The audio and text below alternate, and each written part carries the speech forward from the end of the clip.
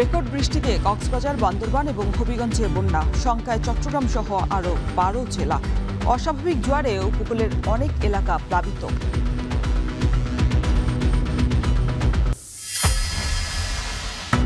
শেয়ারবাজার কেলেঙ্কারিতে জড়িতদের বিরুদ্ধে আইনি ব্যবস্থা। সংসদে প্রধানমন্ত্রী আমানতের টাকা সুদসহ ফেরত পাবেন সংকটাপন্ন 5 ব্যাংকের গ্রাহকরা, বললেন অর্থমন্ত্রী।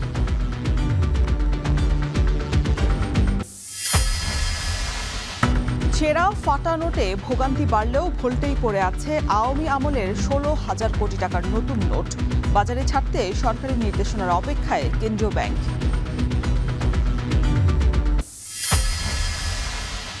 গাজীপুরের 9 কোটি টাকার প্রকল্প জলে। নির্মাণের মাত্র 8 মাসেই সড়ক দেবে নদীতে। চাঁদপুর শহর রক্ষা বাঁধ সংস্কারেও ধীর গতি, ফের ভাঙনের শঙ্কা।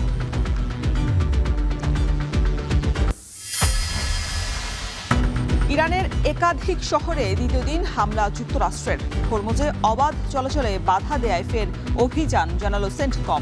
সপ্তাহব্যাপী শেষ কৃত্যানুষ্ঠানের পর জন্মস্থানে মাশহাদে আজ খামেনির দাফন। টানা 3 দিনের রেকর্ড 700 মিলিমিটার বৃষ্টিতে বিপর্যস্ত পুরো চট্টগ্রাম অঞ্চল। পাহাড় ধসে চাপা পড়ে মৃত্যু হয়েছে অনেকের। জোয়ারের পানিতে তলিয়েছে নোয়াখালীর হাতিয়ার 7টি ইউনিয়নের অধিকাংশ এলাকায়। এদিকে সিলেট বিভাগেও নদ নদীর পানি বাড়তে থাকায় দেখা দিয়েছে বন্যার শঙ্কা। একটানা বৃষ্টিতে বন্যা এবং পাহাড়ি ঢলের পানি বাড়ছে কক্সবাজারের নিম্নাঞ্চলেও। পানিতে তলিয়েছে চকরিয়া, উখিয়া, টেকনাফের বেশ কিছু গ্রাম। বান্দরবানেও বিভিন্ন জায়গায় পাহাড় ধসে চাপা পড়েছে প্রায় 20টি বসতঘর। সাঙ্গু এবং মাতামুহুরী নদীর পানি বেড়ে প্লাবিত হয়েছে আশপাশের কয়েকটি জনবসতি এবং সড়ক। এদিকে কাপ্তাই এবং সাজেক সড়ক সহ বিভিন্ন জায়গায় পাহাড় ধসে বন্ধ রয়েছে যান চলাচল। দীঘিনালার কবাখালীতে পানি ঢুকে পড়ে প্লাবিত হয়েছে পাহাড়ি এলাকা। আর পানিতে তলিয়ে গেছে বন্দর নগরী চট্টগ্রামও। পানি ঢুকে পড়েছে নিচু এলাকার দোকানপাট, বসতঘরেও। নগরীর বাইরে পানি ঢুকেছে হাটহাজারী, সাতকানিয়া, সীতাকুণ্ড এবং বাঁশখালীর বেশ কিছু জনপদে।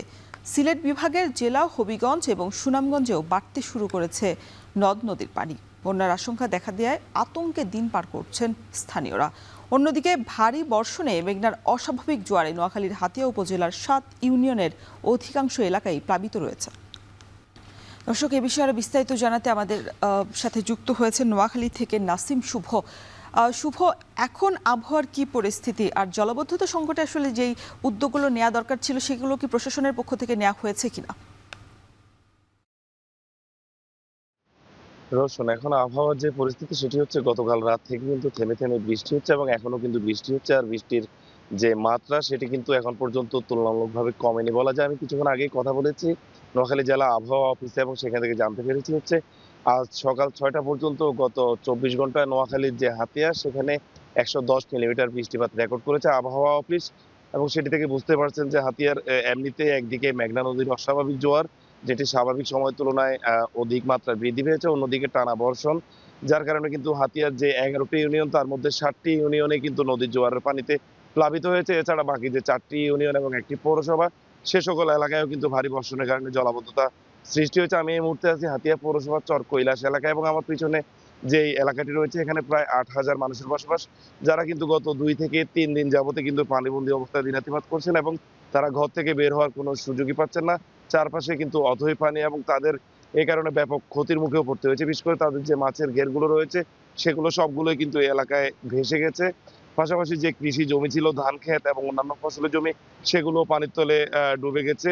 এর পাশাপাশি তাদের রান্নাঘর থেকে শুরু করে গোয়াল ঘর সবকিছুই পানির নিচে ডুবে যাওয়ায় তারা কয়েক কোটি টাকার ক্ষতির মুখে পড়েছেন বলে আমরা জানতে পেরেছি। আমি কথা বলেছি হাতিয়া উপজেলা নির্বাহী কর্মকর্তার সাথে। তিনি জানিয়েছেন আসলে হাতিয়ার চারপাশে যেই নদীরক্ষা বাঁধগুলো রয়েছে সেই নদীরক্ষা বাঁধগুলো যে সকল জায়গায় ঝুঁকিপূর্ণ রয়েছে সে সকল জায়গাগুলোতে তারা পানি উন্নয়ন বোর্ডের সাথে কথা বলে জরুরি ভিত্তিতে জিও ব্যাগ ডাম্পিং এর ব্যবস্থা করেছেন। এর পাশাপাশি হাতিয়া উপজেলায় যে সকল আশ্রয় কেন্দ্রগুলো রয়েছে সে সকল আশ্রয় কেন্দ্রগুলো কিন্তু তারা প্রস্তুত রাখতে নির্দেশ দিয়েছেন। পাশাপাশি রেড ক্রিসেন্ট এবং সিপিপির যে সকল স্বেচ্ছাসেবী রয়েছে তারাও কিন্তু প্রস্তুত রয়েছে বলেই ইউএনও আমাদেরকে জানিয়েছেন। তো আমি এই এলাকার বাসিন্দাদের সাথে কথা বলে যেটি জানতে পেরেছি, তারা জানিয়েছেন গত 3 দিন থেকে আসলে তারা পানিবন্দী অবস্থায় দিন কাটালেও এখন পর্যন্ত কিন্তু প্রশাসনের পক্ষ থেকে তাদের কাছে কোনো সহযোগিতা আসেনি। বিশেষ করে এই এলাকায় স্যানিটেশনের ব্যাপক সংকট দেখা দিয়েছে, বিশুদ্ধ পানিরও ব্যাপক সংকট দেখা দিয়েছে। তাদের দাবি হচ্ছে দ্রুত সময়ের মধ্যে যে সকল দুর্গত এলাকা রয়েছে, যেগুলোতে আজকে থেকে 2 থেকে 3 দিন যাবতই যারা পানিবন্দী আছেন, তাদের মাঝে যেন দ্রুত সময়ের মধ্যে ত্রাণ বিতরণের ব্যবস্থা নেয় উপজেলা প্রশাসন, সেটি কিন্তু তারা দাবি করছেন। পাশাপাশি এই এলাকায় টানা কয়েকদিনের বর্ষণের কারণে নিম্ন আয়ের মানুষ যারা রয়েছে, তারা কিন্তু অনেকটা কর্মহীন হয়ে পড়েছেন। তো তারা বলছেন তাদের জন্য যাতে উপজেলা প্রশাসন এবং জেলা প্রশাসনের পক্ষ থেকে দ্রুত সময়ের মধ্যে ব্যবস্থা নেওয়া হয়। আমি কথা বলেছিলাম হাতিয়া উপজেলার যিনি প্রাথমিক শিক্ষা কর্মকর্তা রয়েছেন তার সাথে। তিনি জানিয়েছেন মৌখিকভাবে যে সকল প্রাথমিক বিদ্যালয় রয়েছে, সে সকল প্রাথমিক বিদ্যালয়ের শিক্ষকদেরকে জানানো হয়েছে যে সকল এলাকায় চলাচলের অনুপযোগী, সে সকল এলাকায় যাতে করে শিক্ষার্থীরা স্কুলে না আসে সেজন্য কিন্তু তারা মৌখিকভাবে জানিয়েছেন। তবে তারা এখন পর্যন্ত লিখিত কোনো নির্দেশনা দেননি। তো ইউএনও জানিয়েছেন সার্বিক প্রস্তুতি কিন্তু তাদের রয়েছে এবং তারা বড় ধরনের দুর্যোগ হলে কিন্তু তারা তাদের সর্বোচ্চ ব্যবস্থা নেওয়ার জন্য প্রস্তুত রয়েছেন। তো রৌশন, এই ছিল আসলে হাতিয়ার দুর্গত এলাকা থেকে আমার কাছে এখন অবধি সব শেষ। এদিকে আজও চট্টগ্রামে অব্যাহত রয়েছে বৃষ্টি। সেখানকার সবশেষ পরিস্থিতি জানাতে আমাদের সাথে যুক্ত হয়েছেন শোয়েব রহমান।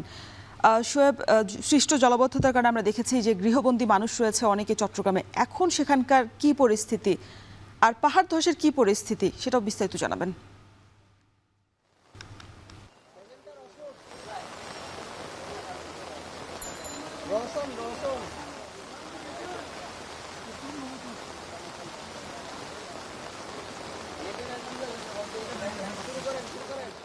চট্টগ্রামে আজও কিন্তু প্রবল বর্ষণ অব্যাহত রয়েছে। একদম যে টানা বর্ষণ 3 দিন আগে শুরু হয়েছিল সেটি সকাল থেকে অব্যাহত রয়েছে এবং তারই প্রভাবে আমরা দেখেছি নগরের যে সকল স্থানে জলাবদ্ধতা তৈরি হয়েছিল সেই সকল স্থান কিন্তু এখনো জলমগ্ন হয়ে রয়েছে। বিশেষ করে আমরা রয়েছে এই মুহূর্তে কাতালগঞ্জে এবং কাতালগঞ্জের এই জায়গাটিতে কিন্তু গত কয়েকদিন ধরেই জলমগ্ন হয়ে রয়েছে এবং এখানকার বাসিন্দা যারা রয়েছেন তারা পানির মধ্যেই এক প্রকার জীবনযাপন করছেন বলা যায়। এবং গতকাল আমরা দেখেছি যে সড়কে যানবাহনের পরিমাণ একেবারেই কম, বিশেষ করে গণপরিবহন যেগুলো রয়েছে বাস, মিনি বাস, অটোরিকশা, সেইগুলো কিন্তু আজকেও সকাল থেকে খুব একটা চোখে পড়ছে না। অর্থাৎ আজকেও কিন্তু সড়কে গণপরিবহনের সংখ্যা একেবারেই কম এবং যেহেতু মাত্র অফিস টাইম শুরু হচ্ছে, এই মুহূর্তে মানুষজন অফিসে যাওয়ার উদ্দেশ্যে বের হবেন, কিন্তু সেই সংখ্যাটাও কিন্তু আমরা দেখছি তুলনামূলকভাবে কম। নগরের এই কাতালগঞ্জ ছাড়াও আগ্রাবাদ সিটি আবাসিক সহ বেশ কয়েকটি নিচু এলাকাতে কিন্তু জলাবদ্ধতার সৃষ্টি হয়েছে। তবে প্রধান সড়কগুলোতে কিন্তু এখনো পর্যন্ত সেভাবে পানি উঠেনি। গতকাল যেমন আমরা মুরাদপুরে দেখেছিলাম যে জলাবদ্ধতা তৈরি হয়েছিল, আজকে প্রধান সড়কগুলোতে খুব একটা জলাবদ্ধতা দেখা যাচ্ছে না। তবে চট্টগ্রাম নগরীর পাশাপাশি উপজেলাগুলোতে কিন্তু ভয়াবহ জলাবদ্ধতা কিংবা অস্থায়ী বন্যার সৃষ্টি হয়েছে। বিশেষ করে আমরা ফটিকছড়ির কথা যদি বলি যে সেখানে হালদা নদীর পার ভেঙে গিয়েছে এবং ভেঙে যাওয়ার পরে লোকালয়ে পানি ঢুকতে শুরু করেছিল এবং সেখানে তাৎক্ষণিকভাবে প্রশাসনের পক্ষ থেকে জিও ব্যাগ স্থাপন করে বাঁধ নিয়ন্ত্রণের চেষ্টা করা হয়েছে। একই সাথে আমরা দেখেছি রাঙ্গুনিয়াতে বিভিন্ন জায়গাতে ব্রিজ কালভার্ট ধসে পড়েছে এবং পাহাড় ধসের ঘটনা ঘটেছে এবং সেই সাথে বিভিন্ন স্থানে জলাবদ্ধতা তৈরি হয়ে কিংবা অস্থায়ী বন্যা সৃষ্টি হয়ে কিন্তু মানুষ পানিবন্দী হয়ে পড়েছেন। হাটহাজারীর বড়দিঘির পার সেখানে গত 3 দিন ধরেই পানি উঠে রয়েছে মহাসড়কে, অর্থাৎ চট্টগ্রাম রাঙামাটি খাগড়াছড়ি মহাসড়কে, এবং সেখানে কিন্তু যান চলাচল একেবারে বন্ধ রয়েছে। এর পাশাপাশি যদি বলি যে হাটহাজারীর কিল্লাপাড়াতে সেখানে কিন্তু মানুষ আজ 3 দিন ধরে পানিবন্দী হয়ে পড়েছেন। স্থানীয় প্রশাসন এবং সেই সাথে স্থানীয় যারা অবস্থা সম্পন্ন মানুষ রয়েছেন তাদের পক্ষ থেকে সেখানে ত্রাণ বিতরণ কার্যক্রম শুরু হয়েছে।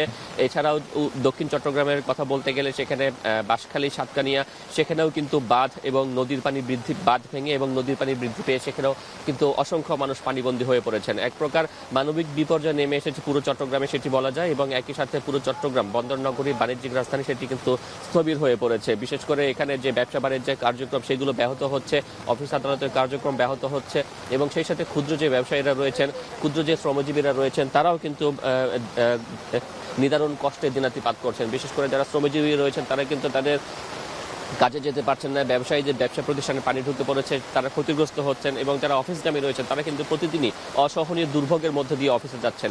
এই সবকিছু মিলিয়ে যদি বলি যে পুরো চট্টগ্রাম জুড়েই কিন্তু এক ধরনের মানবিক বিপর্যয় নেমে এসেছে বলা যায়। রওশন,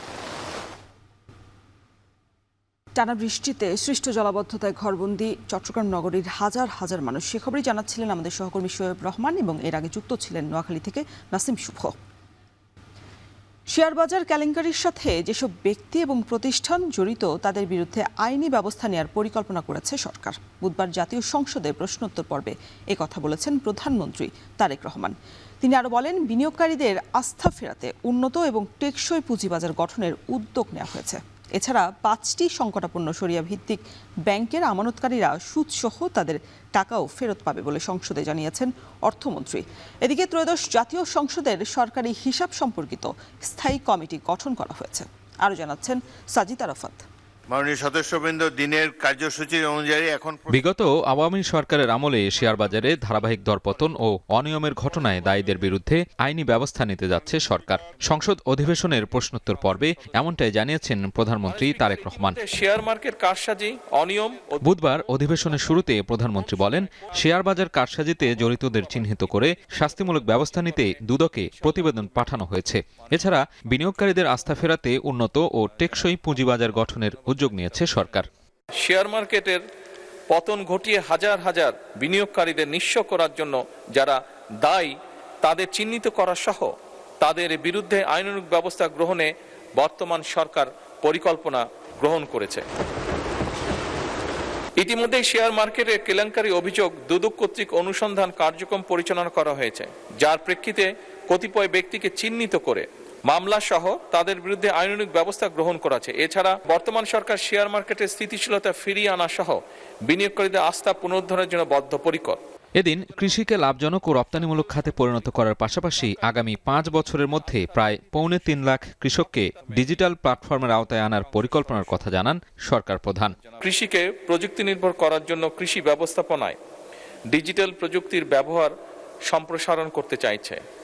কৃষক নিবন্ধন, কৃষক ডাটাবেস, ডিজিটাল কৃষি সেবা, মোবাইল ভিত্তিক আবহাওয়া তথ্য, বাজার তথ্য, কৃষি পরামর্শ, এক্সটেনশন সেবার সম্প্রসারণ এবং কৃষি সেবার অনলাইন প্ল্যাটফর্ম চালুর উদ্যোগ নেওয়া হচ্ছে। মাননীয় স্পিকার, সংসদ অধিবেশনের প্রশ্নোত্তর পর্বে বিদ্যুৎ ও জ্বালানি মন্ত্রী বলেন, বৈশ্বিক পরিস্থিতি বিবেচনা করে ভর্তুকি সমন্বয় করতে গিয়ে বিদ্যুতের দাম বাড়াতে হয়।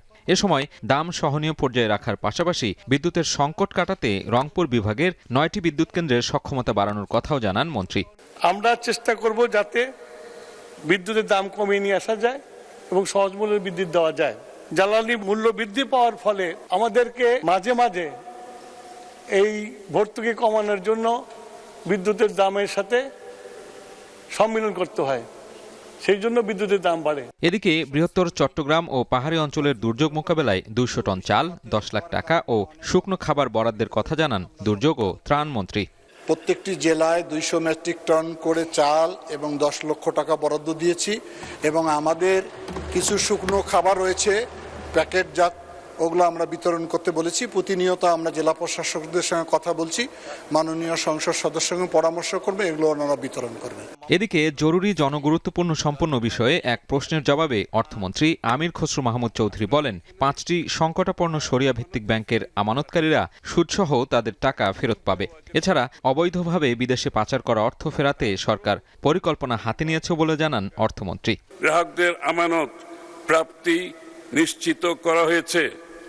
পাশাপাশি এই 5টি ব্যাংকের বিনিয়োগ অনিয়ম সমূহে দায়ী ব্যক্তিদের শনাক্ত করতে বিশেষ ফরেনজিক অডিট চলমান রয়েছে।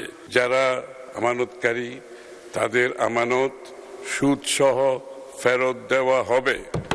এদিন ত্রয়োদশ জাতীয় সংসদের সরকারি হিসাব সম্পর্কিত স্থায়ী কমিটি গঠনের প্রস্তাব কণ্ঠভোটে পাশ হয়। 15 সদস্যের এই কমিটির সভাপতি করা হয়েছে কুমিল্লা 11 আসনের এমপি আব্দুল্লাহ মোহাম্মদ তাহেরকে। মূলত সরকারি বিভিন্ন হিসাব নিকাশ ও ব্যয়ের স্বচ্ছতা তদারকির কাজ করবে এই কমিটি। যারা এই প্রস্তাবের পক্ষে আছেন তারা হ্যাঁ বলুন। সাজিদ আরাফাত, এখন, ঢাকা। বিএনপি জুলাই সনদ নিয়ে অন্তহীন প্রতারণা করেছে বলে অভিযোগ করেছেন বিরোধী দলীয় নেতা এবং জামায়াতের আমির ডক্টর শফিকুর রহমান। বুধবার দুপুরে রাজধানীর ডিপ্লোমা ইঞ্জিনিয়ার্সে 11 দলীয় জোট আয়োজিত সেমিনারে তিনি এমন অভিযোগ করেন।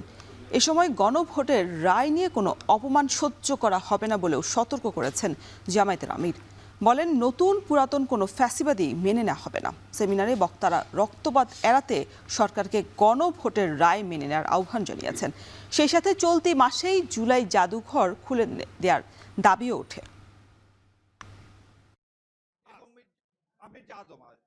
কাঠামোর বাইরে গিয়ে ওনারা এরকম বিল আনতে পারেন কিনা এ ব্যাপারে বাংলাদেশের নিয়ে গিয়ে দাঁড় করানো হয়েছিল। বাংলাদেশের মানুষেরা আর রক্তপাত দেখতে চায় না। বাংলাদেশের মানুষেরা একটা গণতান্ত্রিক উপায়ের মধ্য দিয়ে রাষ্ট্রটার একটা কাঙ্ক্ষিত সংস্কারের রূপান্তর তারা দেখতে চায়। বিএনপি যদি জুলাই বিপ্লবের চেতনা বাস্তবায়ন করতে ব্যর্থ হয়, আমাদের এই ইস্পাত কঠিন ঐক্য আরো দৃঢ় হতে থাকবে। এই দৃঢ় হতে হতে বিএনপির বিরুদ্ধে গণবিস্ফোরণে পরিণত হবে ইনশাআল্লাহ। তারা এই সংসদে দাঁড়িয়ে বলেছিলেন জুলাই চার্টার একটা অন্তহীন প্রতারণার দলিল, আর এই সংসদেই দাঁড়িয়ে তারা আবার প্রমাণ করলেন তারাই জাতির সাথে অন্তহীন প্রতারণা করেছেন। আমরা কোনো ফ্যাসিবাদ নতুন হোক পুরাতন হোক মেনে নেব না, এ বিষয়ে স্পষ্ট। জেল জুলুমের ভয় দেখাবেন না।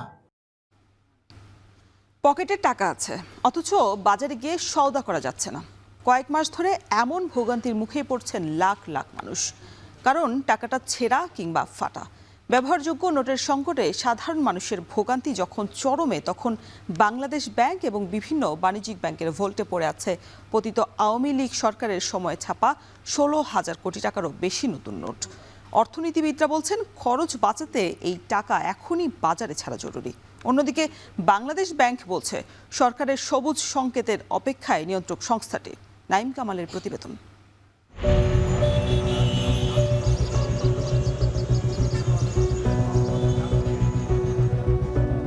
দীর্ঘদিন ধরে বাজারে চাহিদা মতো নতুন নোটের সরবরাহ না থাকায় হাত বদল হতে হতে জরাজীর্ণ হয়ে পড়েছে অধিকাংশ টাকা। ফলে এই পচা নোটের যন্ত্রণায় অতিষ্ঠ সাধারণ মানুষ। আমার হাতে 100 টাকার যে নোটটি দেখতে পাচ্ছেন, এটি দিয়ে আপনি কিছুই কিনতে পারবেন না, কারণ নোটটি ছেঁড়া। এরকম লাখ লাখ নোটে বাজার এখন সয়লাভ। সাধারণ মানুষ বলছেন এ ধরনের নোট দিয়ে তারা যেমন কিছু কিনতে পারছেন না, ঠিক তেমনই খুব সহজে ব্যাংকে গিয়ে বদলাতেও পারছেন না। অবাক করা তথ্য হলো, বাজারে যখন নতুন নোটের এমন হাহাকার, ঠিক তখনই বাংলাদেশ ব্যাংক এবং বিভিন্ন বাণিজ্যিক ব্যাংকের ভল্টে পড়ে আছে 16,000 কোটি টাকারও বেশি নতুন নোট। অর্থাৎ আপনার পকেটে অকেজো টাকা আর ব্যাংকের ভল্টে পড়ে আছে আসল টাকা। সেই টাকা কেন বাজারে আসছে না, সেই প্রশ্ন এখন সবার মনে। তথ্য বলছে পতিত আওয়ামী সরকারের ছবিযুক্ত এসব নোট বেশ আগেই ছাপানো হয়েছে। তবে রাজনৈতিক পট পরিবর্তনের পর বর্তমান পরিস্থিতিতে এই বিশাল অঙ্কের টাকা বাজারে ছাড়া নিয়ে এক ধরনের দ্বিধা তৈরি হয়েছে। এদিকে চাহিদা মতো নতুন টাকা যোগান দিতে পারছে না সরকারি মুদ্রণালয় বা টাকশাল। অর্থনীতিবিদরা বলছেন জনগণের ট্যাক্সের টাকায় ছাপানো নোট আটকে না রেখে জনগণের প্রয়োজনেই বাজারে ছাড়া হবে বুদ্ধিমানের কাজ। বর্তমান অর্থনৈতিক বাস্তবতায় অর্থনীতি যে গভীর সংকটে পড়ছে, আর অর্থের অপচয় করে আর আমরা টাকা যাতে আর না ছাপাই, যে টাকাগুলো ছাপানো আছে এই টাকাগুলোই আমরা এখন বাজারে ছেড়ে দিই, কারণ এটা তো রাষ্ট্রের স্বীকৃতি, মানে রাষ্ট্রের স্বীকৃতি টাকা। সুতরাং এটা ভল্টে রাখলে এটা কিন্তু রাষ্ট্রের আসলে ক্ষতি হবে। যে পরিমাণ লাস্টে প্রিন্ট করেছে, আমি পত্রিকার রিপোর্ট অনুযায়ী বলছি যে সেগুলা পিছনে খরচ হয়েছে প্রায় 300 কোটি টাকা। এই মুহূর্তে যদি রাষ্ট্রের 300 কোটি টাকার পরিবর্তে আপনি এটাকে আবার সাবস্টিটিউট করতে চান, তাহলে 600 কোটি টাকা এই সমপরিমাণ মুদ্রার জন্যই খরচ হবে, যেটা বাংলাদেশের ভঙ্গুর অর্থনীতির জন্য 600 কোটি টাকা কিন্তু বিশাল। বাংলাদেশ ব্যাংক বলছে প্রস্তুতি তাদের আছে, তবে সিদ্ধান্তের জন্য অপেক্ষা করা হচ্ছে উপর মহলের নির্দেশের। চাহিদার মোতাবেক আমরা নতুন ডিজাইনের নোট বাজারে ছাড়তে পারছি না, আর পুরাতন ডিজাইনের যে নোটগুলো এখনও আমাদের ভল্টে কিছু রয়ে গিয়েছে, এই ব্যাপারে আসলে সিদ্ধান্ত দরকার। এই ব্যাপারে যদি সিদ্ধান্ত গৃহীত হয় যে না, এই নোটগুলি আমরা বাজারে ছাড়তে পারি অন্তর্বর্তীকালীন সময়ের যে চাহিদা সেটা মেটানোর লক্ষ্য, তবে অবশ্যই আমরা ছাড়বো। এই বিষয়ে এখনো কোনো সিদ্ধান্ত গ্রহণ করা হয়নি। বাজারে জরাজীর্ণ নোটের সংখ্যা কমিয়ে আনতে নীতি নির্ধারকদের উপর ভরসা করা ছাড়া উপায় নেই। নাইম কামাল, এখন, ঢাকা। গাজীপুরের রাজাবাড়ী বাজার থেকে জেলা শহরের সঙ্গে যাতায়াতের জন্য 9 কোটি টাকা ব্যয় নির্মাণ করা হয়েছিল 5 কিলোমিটার আঞ্চলিক মহাসড়ক, কিন্তু নির্মাণের মাত্র 8 মাসের মাথায় সড়কটি দেবে গিয়ে ধসে পড়েছে নদীতে। নিম্নমানের সামগ্রী ব্যবহারের পাশাপাশি কর্তৃপক্ষের গাফিলতিকেই দায়ী করছেন স্থানীয়রা। তবে ঠিকাদার বলছেন নদী তীরবর্তী হওয়ায় এমন ভাঙন স্বাভাবিক ঘটনা। ইফতেখার রায়হানের প্রতিবেদন। আঞ্চলিক মহাসড়কটি নির্মাণের বছর পেরোনোর আগেই একদিকে দেবে গিয়ে ধসে পড়ছে নদীতে, অন্যদিকে রাস্তা জুড়ে দেখা দিয়েছে ছোট বড় ফাটল। এমন ভোগান্তি আর দুর্ভোগ নিয়েই প্রতিদিন যাতায়াত করছেন শ্রীপুর থেকে গাজীপুর জেলা সদরে চলাচলকারী কয়েক হাজার বাসিন্দা। সড়কের ভাঙন ঠেকাতে নদীর পাড়ে ব্লক বসানো সহ সড়ক নির্মাণের দায়িত্ব পায় সালাম দুর্গা এন্টারপ্রাইজ নামের ঠিকাদারি প্রতিষ্ঠান। কাজের শুরুতেই স্থানীয়রা নিম্নমানের সামগ্রী ব্যবহারের অভিযোগ তুললেও তা তোয়াক্কা করেননি ঠিকাদারি প্রতিষ্ঠান ও স্থানীয় সরকার প্রকৌশল অধিদপ্তর। বর্তমানে সামান্য বৃষ্টিতেই ব্লকগুলো দেবে গিয়ে ধসে পড়ছে নবনির্মিত সড়কটি। এরই মধ্যে কয়েক দফা মেরামত করা হলেও সড়কের ধস থামানো যায়নি। পানি মারছে না, হিলাইছে না, এমনি হেল করে গেছে, এই যে করে যাওয়ার পথে ভেঙে গেছে। সঠিকভাবে কাজ যদি হইতো তাহলে রাস্তা তো দ্রুত যত খারাপ হওয়ার কথা না। ইঞ্জিনিয়ার কোনো দিন এখানে আসেই না, কথা বললে তারপরে বলে যে অন্য জায়গার চেয়ে ভালো করছি। প্রধানমন্ত্রী তারেক রহমান সড়কটির বিষয়ে প্রয়োজনীয় ব্যবস্থা গ্রহণের নির্দেশ দেন পল্লী উন্নয়ন ও সমবায় প্রতিমন্ত্রীকে। সে অনুযায়ী গত 4 জুলাই ক্ষতিগ্রস্ত সড়কটি পরিদর্শনের পর রাস্তার দুর্দশা দেখে দ্রুত মেরামতের আশ্বাস দেন প্রতিমন্ত্রী। সোয়েলের বিষয়টি মাথায় নিয়ে টেস্টের রেজাল্টটি নিয়ে এখন এমনভাবে নির্মাণ করা হবে যাতে গাড়ি চাপিয়ে যদি যায় বা ভারী যানবাহনও যদি চলাচল করে রাস্তাটি ভবিষ্যতে আর ক্ষতিগ্রস্ত হবে না। নদী তীরবর্তী হওয়ায় রাস্তায় এমন ভাঙন স্বাভাবিক ঘটনা বলে জানান ঠিকাদার। অপরদিকে ঠিকাদারের জামানত রাখা 90 লাখ টাকা দিয়েই সড়ক মেরামত করা হবে বলে জানায় উপজেলা প্রকৌশল বিভাগ। এখানে হাই কোয়ালিটির কাম হয়েছে, কনসালটেন্টের টিম দাঁড়াই থাকে কাম করাইছে। সাইডটা হইলো ওইটা খাল আছে, বেশি বৃষ্টির কারণে সাইডে খালে হয়তো একটু কাটিং হয়েছে, এই জন্য তো সমস্যা নাই। যে রাস্তাটা ছিল না, একদম নতুন মাটি ভরাট করে অংশটা তৈরি করা হয়েছিল। আগে খালেরই অংশ ছিল বলা যায়, নতুন মাটি ভরাট করে যেহেতু কাজ করা হয়েছে, এটা একটা সিজন গেলে দেন এটা স্টেবল হয়ে যাবে। তা আমরা লাকি যে এটা জামানতের সময়ের মধ্যে ঘটেছে, তাকে দিয়ে আমরা এটা শীঘ্রই ঠিক করতে পারবো।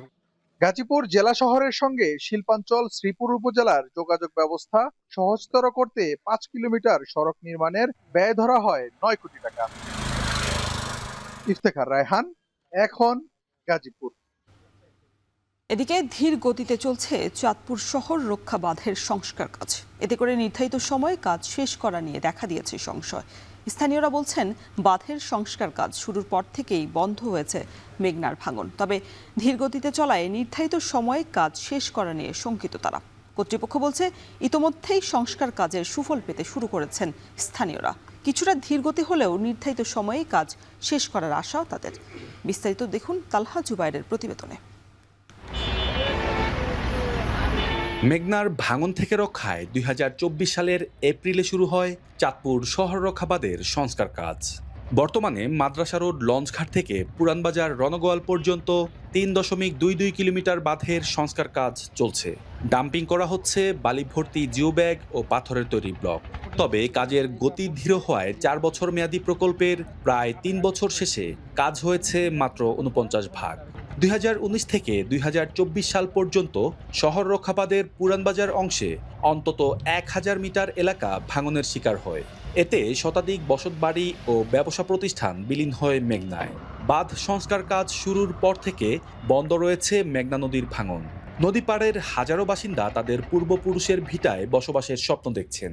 মান ঠিক রেখে নির্ধারিত সময়ে সংস্কার কাজ শেষ করার দাবি তাদের। বর্ষা সিজনে ভয় থাকতো যে কখন নদী যেন ভেঙে যায়, আমরা কোথায় যেয়ে থাকবো, সবসময় আমাদের এই চিন্তাটা মাথায় থাকতো। এই বাঁধ দিলে এমন আছে নদী ভাঙার রোধ কমতে পারে। 2-3 বছর আগে যখন নদী ভাঙছে তখন তো আশা ভরসা ছিল না, থাকতে পারেন। নদীর বাঁধ বানানোর কারণে এখন আশা আছে যে থাকতে পারেন। কাজটা দ্রুত শেষ করে দেয়, তাই আমরা আশাবাদী করি বসত বাড়ি গড়লে ভিটা বাড়ি গড়লে আমরা এখানেই থাকতে পারবো। নদী ভাঙনের কারণে পুরানবাজারের ব্যবসায়ীরা ব্যাংক ঋণের সুবিধা থেকে বঞ্চিত।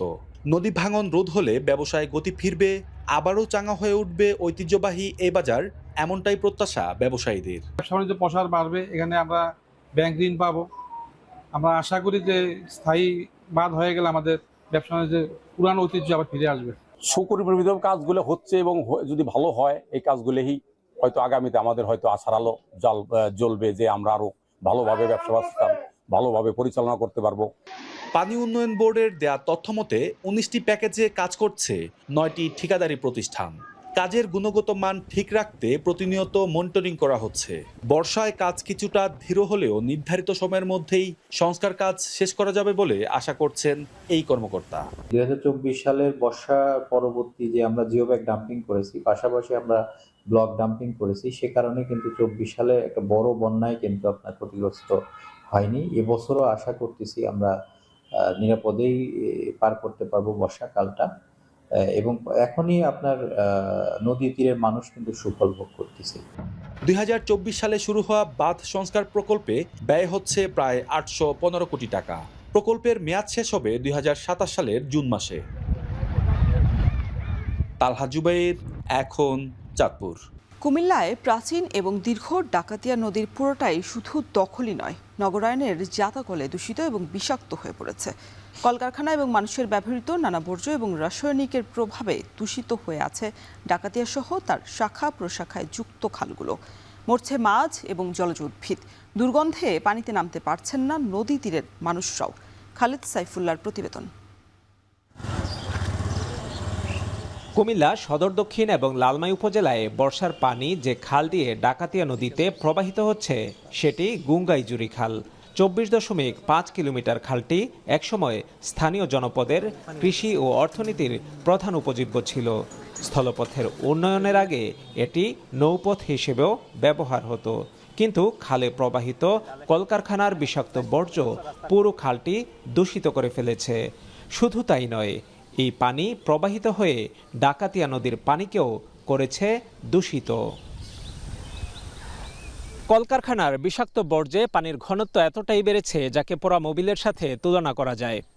পানির খুব নিকটে দাঁড়িয়ে অনুভব করছি এখানে দুর্গন্ধে টেকা দেয়, যা স্বাস্থ্য ঝুঁকিও তৈরি করছে। যেই পানি কৃষক এবং মৎস্যজীবী মানুষের জন্য আশীর্বাদ হওয়ার কথা ছিল, সেটি এখন অভিশাপে রূপান্তর হয়েছে। শহর ও আশপাশ এলাকার বিভিন্ন বর্জ্য এসে পড়ছে নদীতে। এতে সৃষ্টি হয়েছে তীব্র দুর্গন্ধ। পরিবেশ বিপর্যয়ের কারণে বেকার হয়েছে এই অঞ্চলের কৃষি এবং মৎস্য নির্ভর মানুষেরা। অনেক দুঃখজনক, এই যে আমরা প্রতিবেশীরা আছি, এটার গন্ধে আমরা টিকতে পারতেছি না। কলকারখানার পানি আসা মানে পুরা ময়লা হয়ে গেছে, এটাতে কেউ নামতে পারে না, নামলেই আপনার গা চুলকায়। ভারত থেকে নেমে আসা নদীটি নতুন ও পুরাতন ডাকাতিয়া নামে দুটি ধারায় প্রবাহিত হয়েছে। নতুন ডাকাতিয়া সদর দক্ষিণ, লালমাই, লাকসাম, মনোহরগঞ্জ, শাহরাস্তি ও হাজীগঞ্জ হয়ে 141 কিলোমিটার অতিক্রম করে চাঁদপুর গিয়ে মেঘনা নদীতে মিলেছে।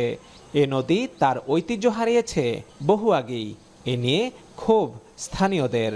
পানিটা প্রচণ্ড ভোগান্তি দিচ্ছে কৃষিতে জমি, এই পানি যদি দেওয়া হয় ধান নষ্ট হয়ে যায়। মাছ ধরতে পারতেছি না, মাছও ধরতে পারি না, কোনো মাছ থাকে না, মরে যায়, লগে লগে মরে যায়। নদী নয়, যেন ময়লার ভাগার। নদীর এমন বিপর্যয়ে ক্ষুব্ধ জনপ্রতিনিধিরাও। এখন আর রিচার্জ হয় না। ইপিজেডের বর্জ্যের কারণে আজকে 20 বছর যাওয়ার শুরু হয়েছে, গন্ধে মানুষ দাঁড়াইতে পারে না। কুমিল্লা শহরের নেতাদের কাছে বললে এই যে একটু ভুলও শুনছে বলেও বলে না। নদীটির পুনরায় খনন এবং তার পুরনো রূপ ফেরাতে সরকার প্রকল্প গ্রহণ করছে।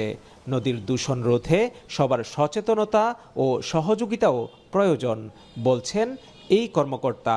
আমাদের যে পরিকল্পনা, আমাদের ডাকাতিয়া নদীর ড্রেজিংয়ের একটা পরিকল্পনা আছে। আমরা এখানে বর্তমানে সার্ভে করছি, আমাদের এখানে ফিজিবিলিটি স্টাডিও করা হয়েছে।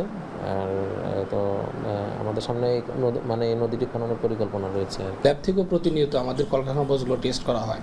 যদি টেস্টের ক্ষেত্রে দেখা গেলো ফলাফল মানমাত্রা মধ্যে থাকে, সেক্ষেত্রে আমরা ওদের যদি মানমাত্রা বাইরে থাকে সেক্ষেত্রে আমরা আইনগত ব্যবস্থা নিই। প্রাণ প্রাচুর্যে ভরা ডাকাতিয়া নদী হারিয়েছে তার রূপ আর চিরচেনা সৌন্দর্য। অবহেলা আর নগরায়নের জাতাকলে দূষিত পুরো নদীর পানি। এ নদী ফিরে পাক তার আপন রূপ, এমনটাই প্রত্যাশা নদীকেন্দ্রিক মানুষের। খালেদ সাইফুল্লাহ, এখন কুমিল্লা। দীর্ঘ 108 বছরেও সম্প্রসারণ হয়নি নেত্রকোনার 12 কিলোমিটার রেললাইন। জারিয়া থেকে দুর্গাপুর পর্যন্ত এই রেল লাইন সম্প্রসারণ হলে পর্যটনের পাশাপাশি খুলবে অর্থনীতির নতুন দুয়ার। স্থানীয়রা বলছেন, রেললাইন সম্প্রসারণ করে নতুন আন্তনগর ট্রেন চালু করা গেলে এই অঞ্চলের অন্তত 10 লাখ মানুষের যাতায়াতে সুফল আসবে। আর সম্প্রতি এলাকাটি পরিদর্শন শেষে রেল প্রতিমন্ত্রীর আশ্বাস, সম্ভাব্যতা যাচাই করে দ্রুতই রেল লাইন সম্প্রসারণের কাজ শুরু করা হবে। রিফাত আহমেদ রাসেলের প্রতিবেদনে থাকছে বিস্তারিত। পাহাড়ি খরস্রোতা সোমেশ্বরী নদী আর সাদামাটির রঙিন সৌন্দর্যের কারণে নেত্রকোনার দুর্গাপুর ভ্রমণ পিপাসুদের কাছে যেন স্বর্গরাজ্য। তবে যোগাযোগ ব্যবস্থার কারণে এখানকার পর্যটন বরাবরই পিছিয়ে। জারিয়া থেকে দুর্গাপুর পর্যন্ত মাত্র 12 কিলোমিটার হলেও 108 বছরেও চালু হয়নি রেল সেবা। এই পথ রেল লাইনের সাথে সংযুক্ত করার জন্য দীর্ঘদিন ধরে দাবি জানিয়ে আসছেন 4 উপজেলার অন্তত 10 লাখ বাসিন্দা। দেশ 3 বার স্বাধীন হইল, কিন্তু অদ্যাবধি আমরা রেলের মুখ দেখতে পারি নাই। আমরা নগদে চাচ্ছি জারিয়া থেকে একটা আন্তনগর ট্রেন চালু হোক। ট্রেনের ব্যবস্থাটা যদি দুর্গাপুর আমাদের হইতো তাহলে অনেক সুবিধা হতো। জারিয়া থেকে ময়মনসিংহ রোডে একটি লোকাল ট্রেন দিনে 5 বার আসা যাওয়া করায় প্রতিদিনই স্টেশনটিতে ভিড় করেন হাজারো যাত্রী। কিন্তু সড়কপথে 12 কিলোমিটার পাড়ি দিতে অতিরিক্ত অর্থের পাশাপাশি ভোগান্তির শিকার হতে হচ্ছে। দুর্গাপুর থেকে কিংবা নেত্রকোনা থেকে যদি ট্রেনটা দেয় তাহলে হলো আমাদের কম খরচে আমরা আসতে পারি। 3 টানা মিলে প্রায় 5 লক্ষের মতো লোক চলাফেরা করে ঢাকা পর্যন্ত। তো এই 5 লক্ষ লোকের জন্য অনেক সুবিধা হবে। জারিয়া রেল স্টেশন থেকে দুর্গাপুর পর্যন্ত রেল লাইন সম্প্রসারণের লক্ষ্যে ইতিমধ্যেই স্টেশনটি পরিদর্শন করে 12 কিলোমিটার রেল লাইন সম্প্রসারণের সমীক্ষা যাচাই শেষে দ্রুতই কাজ শুরু হবে বলে জানান রেল প্রতিমন্ত্রী। অনেকটা জায়গা অ্যাকোয়ার করতে হবে, প্লাস এটার বাস্তবায়ন করতে যে সকল সমস্যার সম্মুখীন হতে হবে সেগুলি বাস্তবায়ন করে এটিকে কিভাবে অগ্রসর করা যায় সে ব্যাপারে আমরা মন্ত্রণালয়ে আমরা এইসব মিটিং করব। তবে আজকে আমরা সরজমিনে সবকিছু দেখে গেলাম। দীর্ঘদিনের দাবির পরিপ্রেক্ষিতে আন্তনগর কিশোরগঞ্জ এক্সপ্রেস ট্রেনটিকে জারিয়া পর্যন্ত বর্ধিত করতে ইতিমধ্যেই ডিও লেটার পাঠানো হয়েছে। ট্রেনটি চালু হলে শুধু অর্থ আর সময় নয়, সব দিকে সাশ্রয়ী হবে বলে মনে করছেন deputy speaker barrister Kaiser Kamal. সময় না শুধু উপকার হবে, সময় বাঁচবে, স্কুল কলেজ ছাত্রছাত্রী রুগী টুগী সব দিক দিয়ে মিলে যোগাযোগ ব্যবস্থা বা নেটওয়ার্কিং যখন উন্নত হয় তখন মানুষের জীবনমানের উন্নত হয়। তো সেটাই করার চেষ্টা করছি। 1912 সাল থেকে শুরু হয়ে 1918 সালে বাণিজ্যিকভাবে শ্যামগঞ্জ থেকে জারিয়া জাঞ্জাল হয়ে দুর্গাপুরের রেল লাইন সম্প্রসারণ করার সিদ্ধান্ত গৃহীত হলেও পরবর্তীতে যুদ্ধসহ নানা সংকটে আজও দুর্গাপুর পর্যন্ত রেল লাইন সম্প্রসারণ হয়নি। রিফাত আহমেদ রাসেল, এখন নেত্রকোনা। টানা দ্বিতীয় দিনের মতো ইরানে হামলা চালিয়েছে যুক্তরাষ্ট্র। ইরানের বুশেহর, বন্দর আব্বাস, চাবাহার, শিরিক সহ বেশ কয়েকটি শহরে বিস্ফোরণের খবর পাওয়া গেছে। মার্কিন সামরিক বাহিনীর সেন্ট্রাল কমান্ড জানিয়েছে, হরমুজ প্রণালীতে নৌ চলাচলে বাধা দেয়া এবং এই জলপথে তেহরানের অবৈধ দখলদারিত্ব নিরসনেই এই হামলা চালানো হয়েছে। ইরানের গণমাধ্যম জানিয়েছে, যুক্তরাষ্ট্রের এই হামলায় হরমুজ গান প্রদেশে 2 জেলে নিহত হয়েছেন। এছাড়া বিস্ফোরণের শব্দ পাওয়ার সঙ্গে সঙ্গেই বেশ কয়েকটি এলাকায় সক্রিয় করা হয়েছে বিমান প্রতিরক্ষা ব্যবস্থা। এদিকে ট্রাম্প বলেছেন, হরমুজ প্রণালীতে চলাচল করা জাহাজে ইরানের হামলার প্রতিশোধ নিয়েছে যুক্তরাষ্ট্র। আবারও এ ধরনের কিছু ঘটলে এর পরিণতি হবে ভয়াবহ। এর আগে সমঝোতা সড়কের বিষয়ে প্রশ্নের জবাবে ট্রাম্প বলেন, ইরানের সঙ্গে যুদ্ধবিরতি শেষ হয়ে গেছে।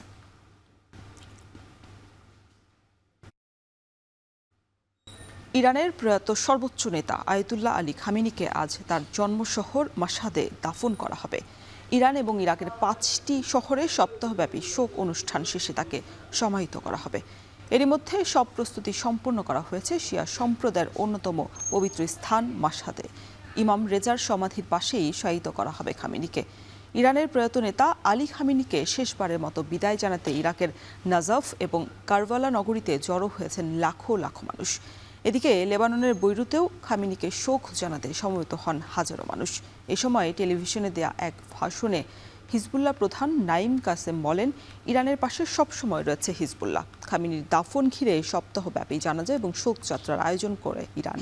গেল 28 ফেব্রুয়ারি যুক্তরাষ্ট্র এবং ইসরায়েলের যৌথ হামলায় পরিবারের 4 সদস্য সহ নিহত হয়েছেন আয়াতুল্লাহ আলী খামেনি।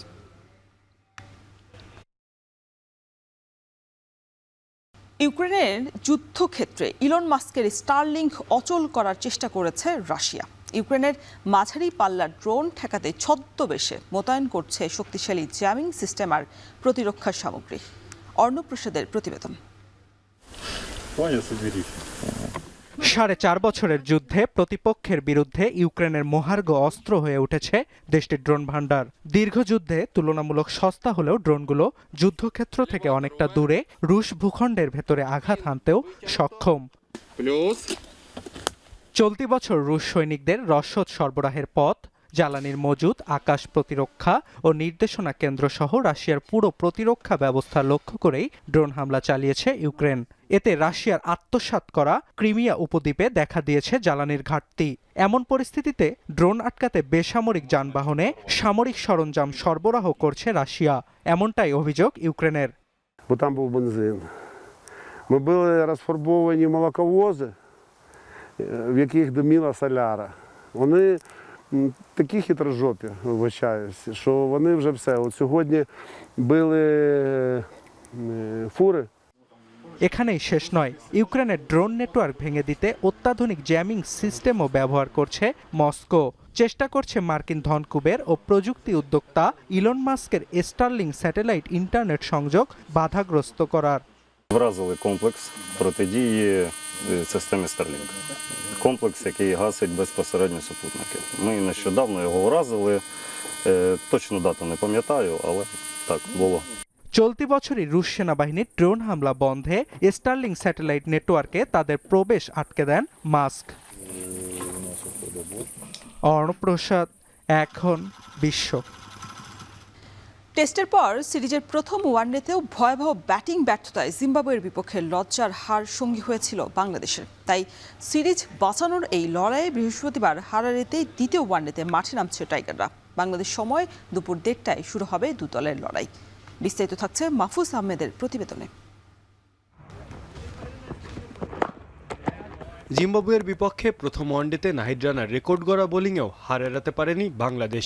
মাত্র 142 রানের ছোট্ট টার্গেট পার করতে পারেনি টাইগার ব্যাটাররা। টেস্টের 2 ইনিংসের হতাশার পর ওয়ানডেতেও ব্যাটারদের ছন্দহীনতা বড় উদ্বেগের কারণ হয়ে দাঁড়িয়েছে মেহেদী হাসান মিরাজের দলের জন্য। সিরিজ বাঁচানোর লড়াইয়ে নামার আগে অনুশীলনে তাই বেজায় ব্যস্ত টাইগাররা, কেননা সিরিজের টিকে থাকতে হলে দ্বিতীয় ম্যাচে ব্যাটিং বিভাগকেই ঘুরে দাঁড়াতে হবে। অভিজ্ঞ সৌম্য সরকারের কণ্ঠে সেই প্রত্যয়েরই সুর।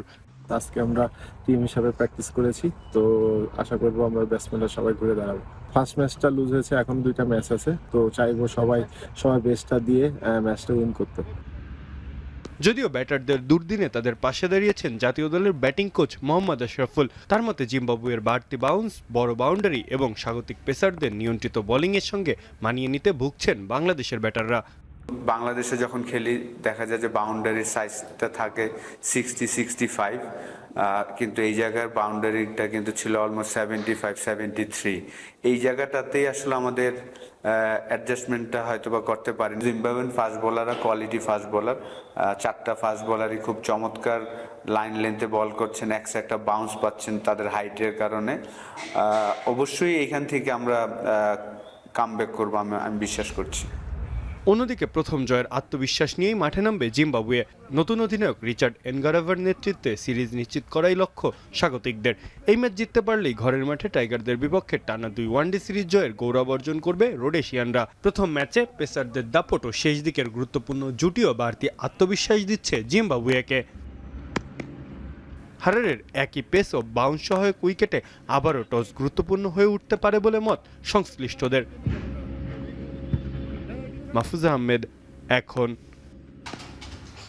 আর এই ছিল এখন বাজারের আয়োজনে। এখন টেলিভিশন ওয়েবসাইটে দেখতে ভিজিট করুন www.ekon.tv। এছাড়া ফেসবুকে যুক্ত থাকতে ভিজিট করুন facebook.com/tv.ekon এবং ইউটিউবে সরাসরি দেখতে ভিজিট করুন youtube.com/c/ekontv।